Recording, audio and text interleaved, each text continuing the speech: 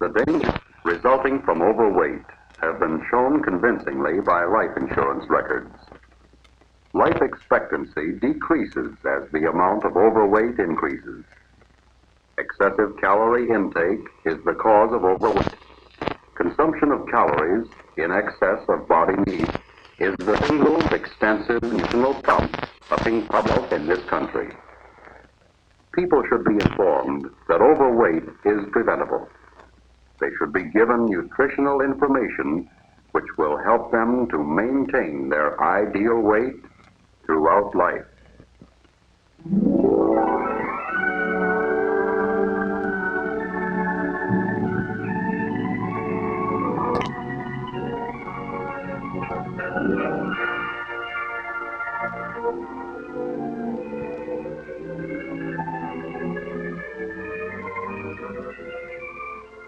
Unwanted pounds creep on so easily in this motorized and mechanized age with its labor-saving devices. Although machines do much of the physical work for us today, family eating customs entice many adults to go on eating as much as they did when they were more active. Business meetings and obligations frequently include sizable meals for men and women whose work may require little physical effort, while women at home find tempting between-meal refreshments customary at many social and civic affairs. Is it strange, then, that many people today are longing to be as slender as they once were? Sometimes loneliness, disappointment, or sheer boredom tempt young and old alike to indulge in food to the point where eating replaces other normal activities, often with consequences particularly sad for the young, for many of the natural joys of youth may slip away from the too fat. And employers may feel that overweight makes an individual undesirable for certain positions. The stout person, woman or man, finds it difficult to dress attractively.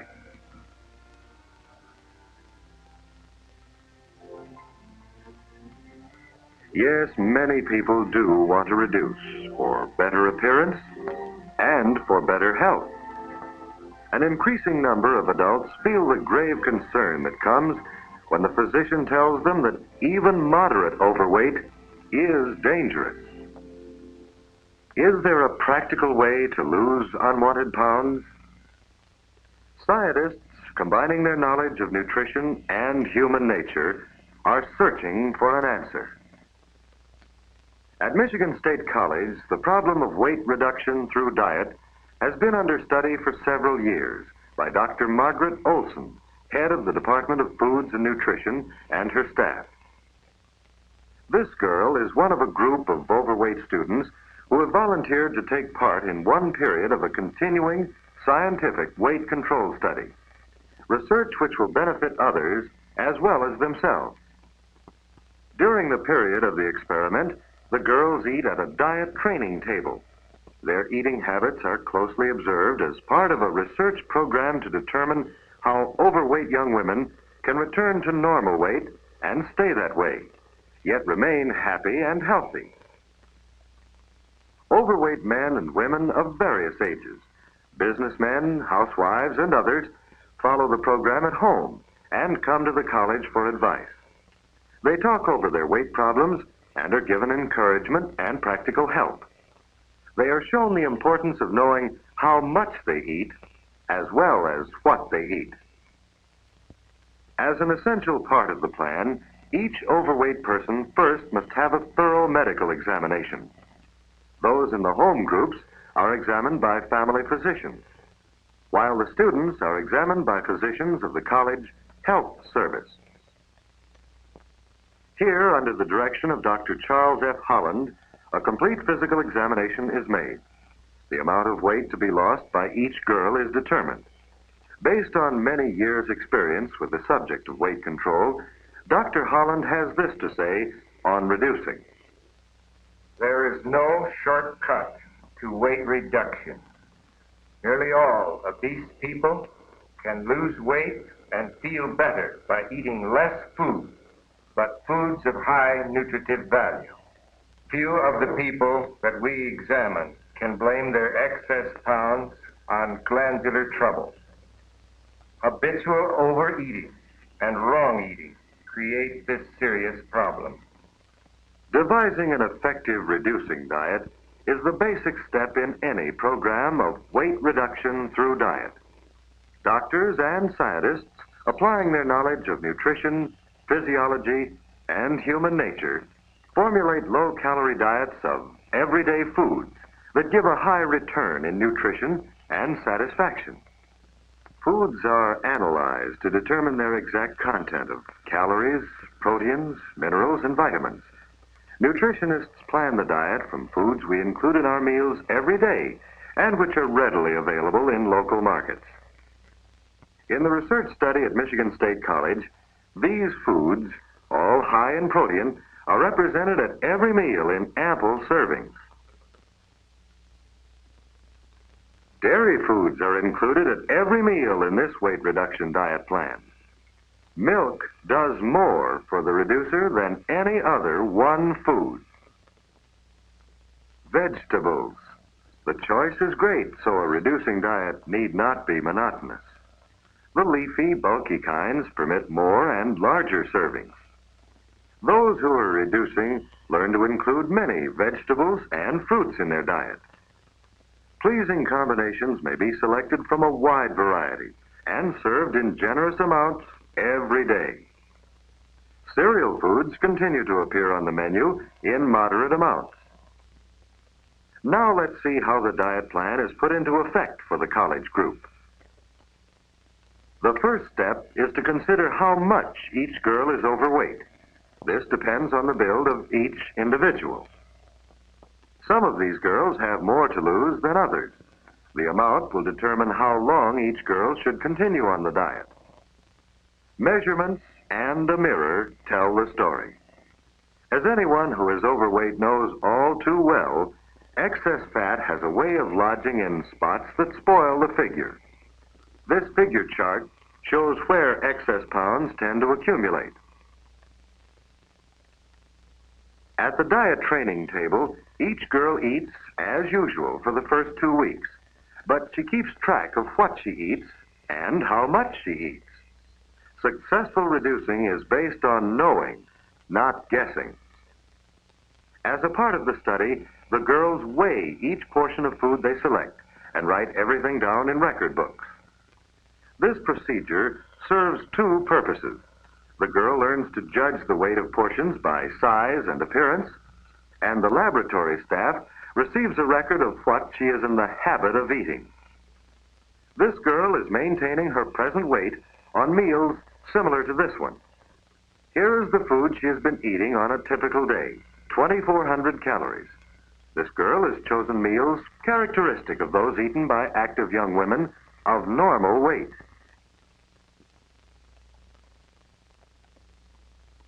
Her meals and between-meal snacks average 2,400 calories a day. But to lose at the desired rate of 1.5 to 2 pounds a week, she will have to adjust her diet to provide substantially fewer calories every day. Here are 3 typical meals from her reducing diet. Looks good, doesn't it? But this food contains only 1,400 calories, 1,000 less than before. Note the breakfast. No skimping here.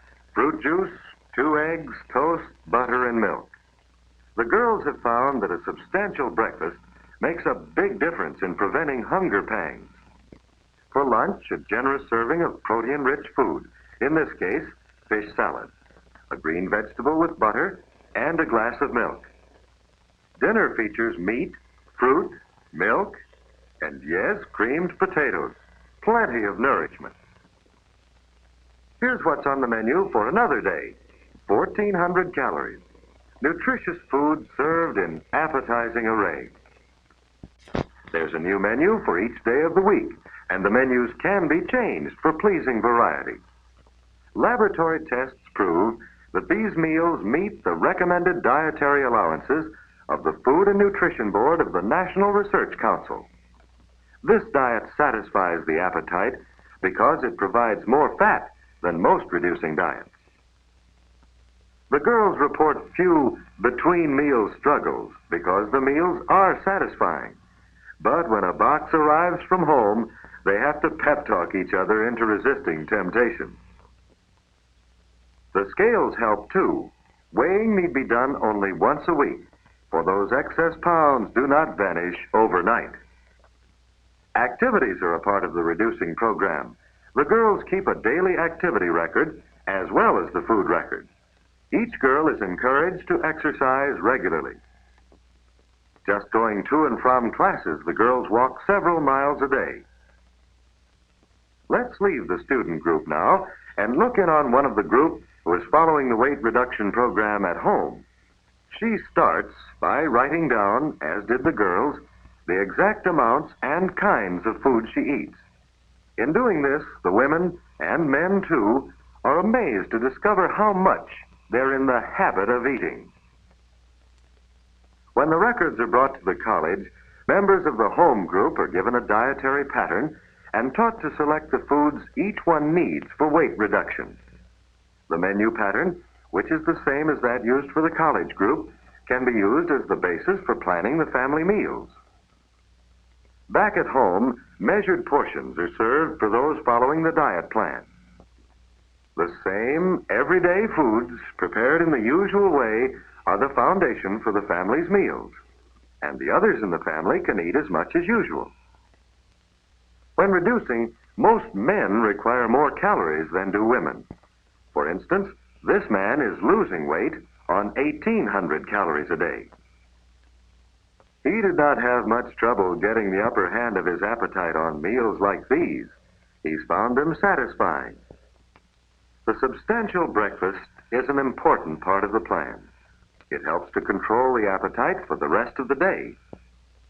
Variations to fit individual situations may be made when they do not add calories or change the basic plan of the meal. For instance, some people want more butter than others, so they drink skimmed or partially skimmed milk as a part of their reducing diets. Less meat may be used and cheese added to take its place in a meal. Or you can serve less meat, in this case chicken, and add cottage cheese. The key to weight reduction is to follow a suitable diet carefully and accurately every day, as long as necessary, to regain normal weight. The diet used in this study is satisfying to the appetite because of a generous breakfast and the use of more protein and fat than is allowed on most reduction diets.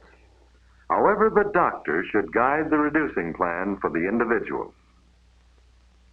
We returned to the college about 4 months later to see the results of this program of weight reduction through diet. Sensible weight reduction takes time.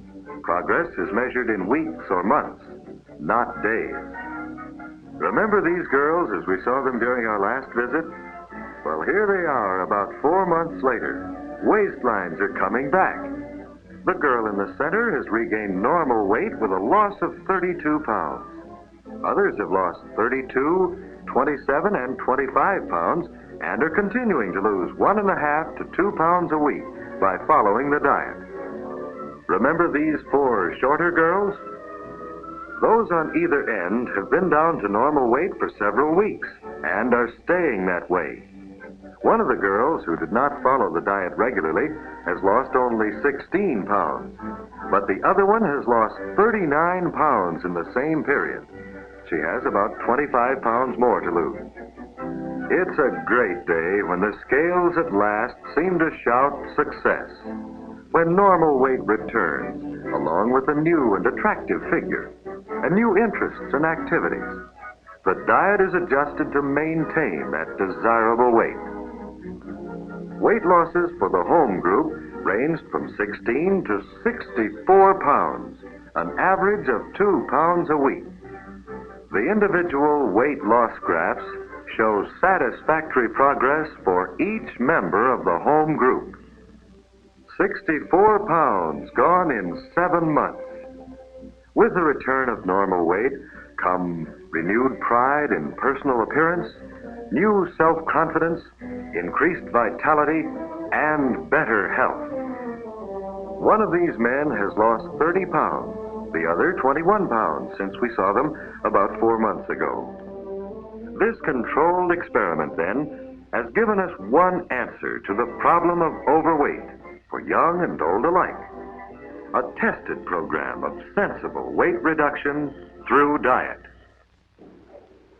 The principle of weight reduction you have seen demonstrated can be applied effectively by others with excess weight, with, of course, the guidance of a physician. We have shown that a dietary plan for weight reduction can be simple, satisfy the appetite, and bring results in loss of unwanted pounds, in renewed vitality and health, and in eating habits which can be easily adjusted to maintain normal weight.